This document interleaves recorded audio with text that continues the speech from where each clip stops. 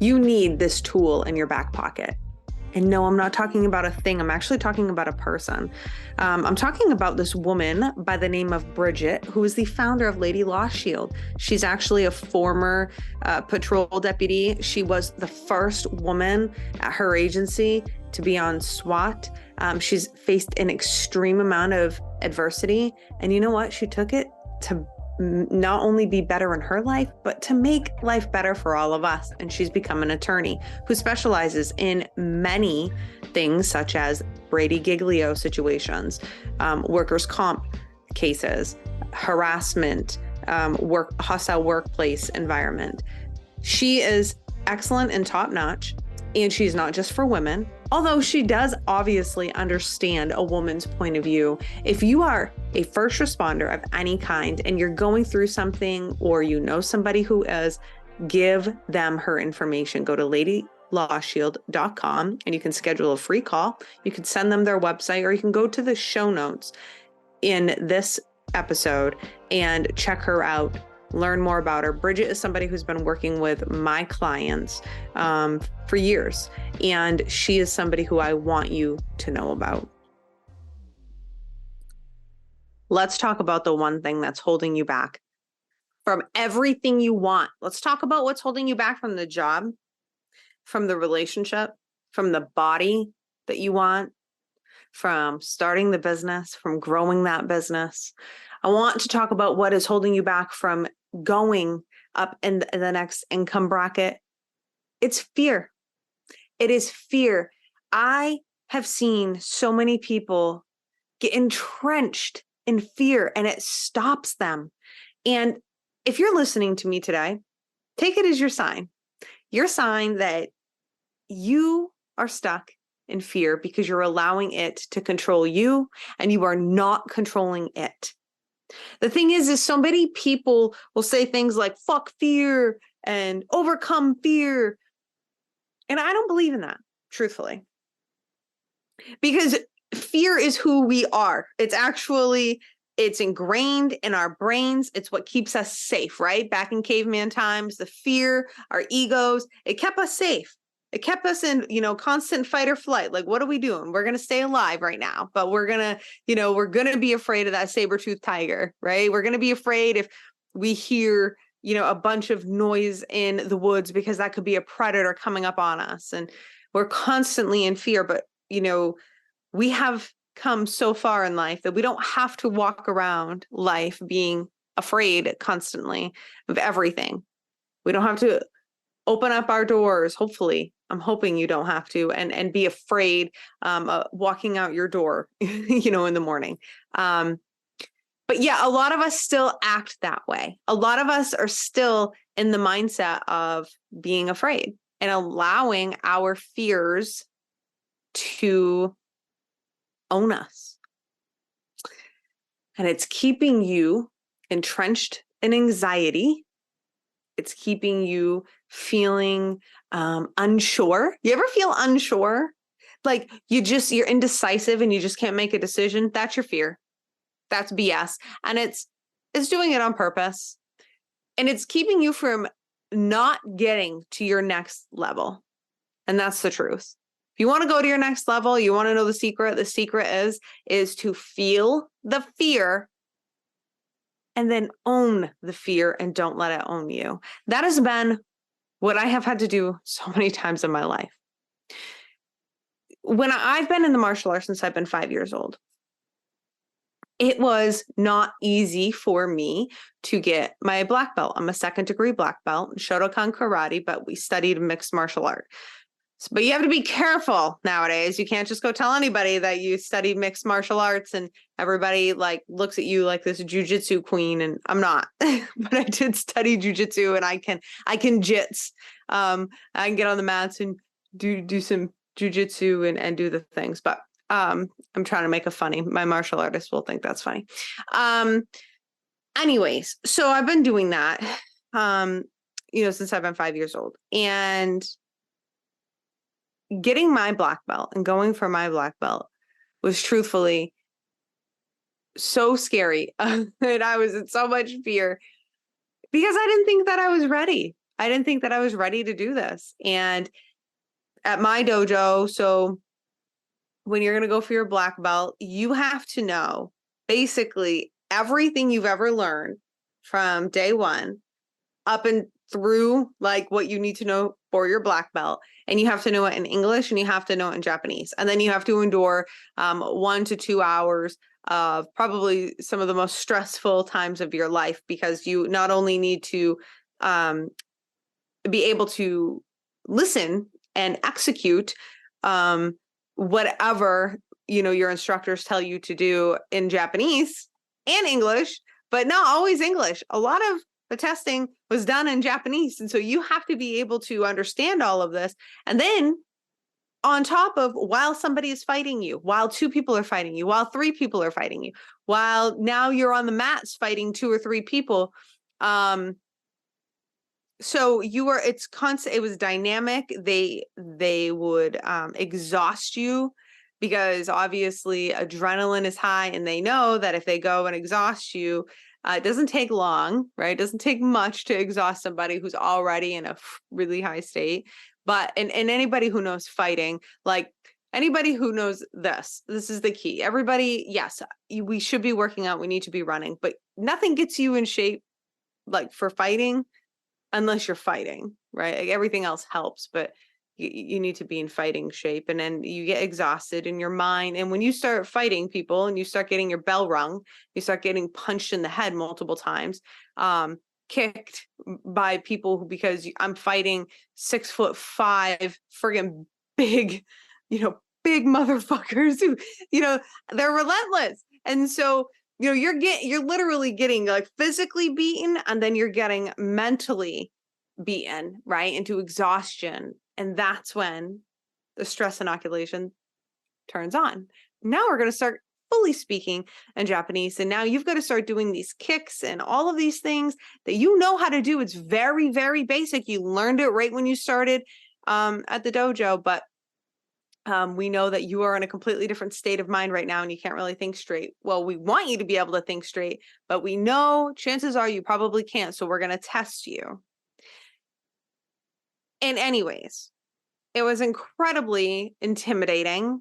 I want you to think of like 50 people that you know at the dojo that are your rank or higher, lined up on this wall, that haven't taken class tonight, haven't fought, and they are ready to beat the shit out of you. And it's like, and it's kind of like this thing, like I went through it, so now you're going to go through it. I had my ass handed to me on my black belt test. Now you're going to have your ass handed to you. And you got to remember, I mean, there's so many people and they're coming in fresh, and they're like, so it was stressful to say the least.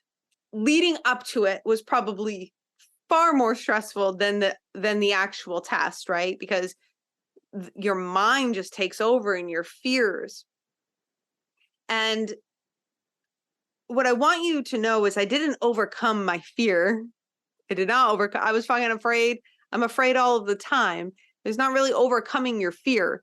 Nobody is all of a sudden just not afraid. I mean, unless, you're a spiritual saint or something like that. But like normal human beings don't just overcome fear. They just learn how to work with it, and they learn how to run their fear so that it works for them versus our fears manipulating us and we end up working for the fear. Do you see that difference? I've overcome some scary things in my life. And the reason why you have to understand is the reason why the black belt test meant so much to me is I failed my green belt test. I think it was green. I think I was a blue belt. It's my green belt test, which happened to be a pretty big test at my dojo when I was a kid. I was like 10.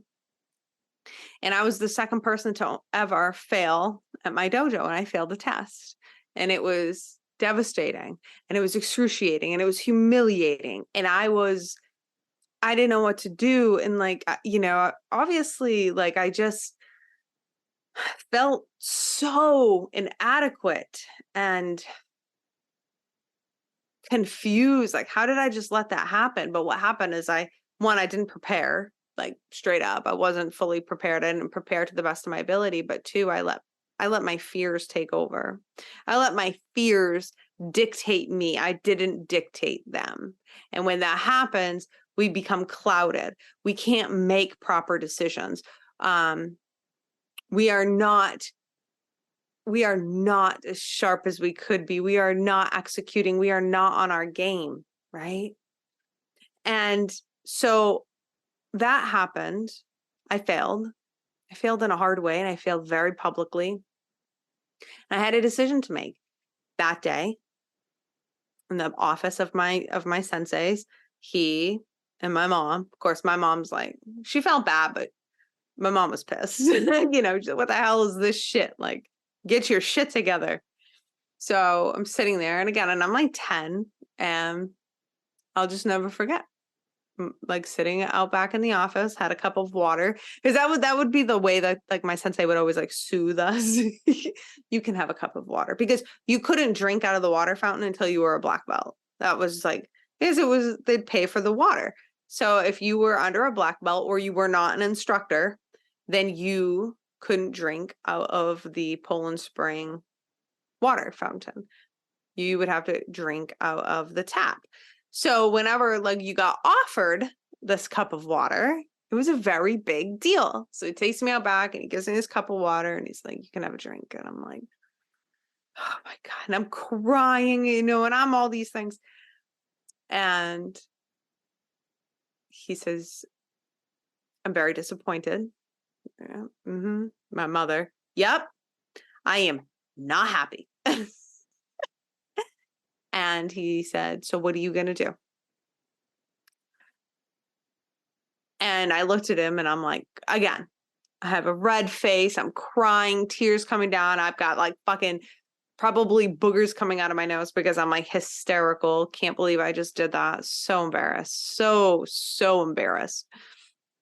Because that's one thing about me is I growing up would get embarrassed very easily. I don't get embarrassed too much now. I mean, there's times where I'm like, oh my God, I need to go like crawl into the wall and like blend in or something, but not super often anymore. I'm probably more the one who's embarrassing everybody else instead of being embarrassed. But when I was younger, I was very, very embarrassed a lot.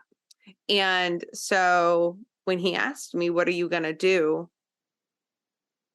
My initial instinct was, well, what do you mean? I'm going to come back when you say that I can. Like, I'm going to prepare and I'm going to pass this friggin' thing. My mom was very proud of me in that room, but she later then told me that was the only fucking choice that was there. But she wanted me to know that like I was in control, and she wanted to see where my head was at, right? Which was really good. And it was my instinct. And that is when it was like that time in my life when I failed, and I failed so publicly and so hard. This wasn't just, listen, I want to be very clear with you. I've been a competitor since I've been 5 years old. I've competed in the martial arts, played sports. I've competed, you know, internationally. I've won titles internationally. I've won titles, national titles. I've done very well as a competitor in my teenage years in the martial arts. Here's what I need you to know. This wasn't like, oh, well, you just didn't get the trophy or you just didn't get a medal. No, this was complete and utter, absolute failure. Failure to execute, failure to prepare, failure to control my emotions and control my fear. But when I instinctively knew that I was not going to let this define me, this not only defined who I am, like who I was then, what I've gone through, it has defined every situation in my life.